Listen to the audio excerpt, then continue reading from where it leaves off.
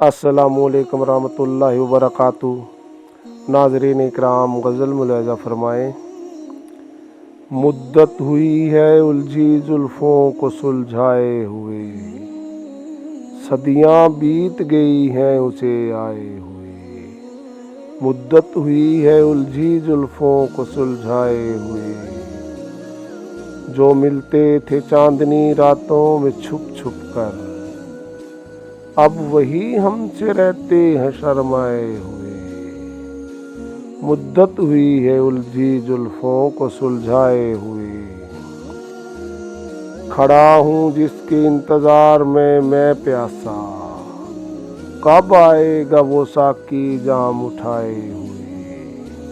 مدت ہوئی ہے الجھی زلفوں کو سلجھائے ہوئے، جسے ہم نے دل کے قریب تر سمجھا، جسے ہم نے دل کے قریب تر سمجھا، وہ تو تھا برسوں کے فاصلے بڑھائے ہوئے، وہ تو تھا برسوں کے فاصلے بڑھائے ہوئے۔ مدت ہوئی ہے الجھی زلفوں کو سلجھائے ہوئے، بیزار جسے دل کے مندر میں پوجتے رہے ہم، بیزار جسے دل کے مندر میں پوجتے رہے ہم، وہ آئے بھی تو ہاتھ میں پتھر اٹھائے ہوئے، وہ آئے بھی تو ہاتھ میں پتھر اٹھائے ہوئے۔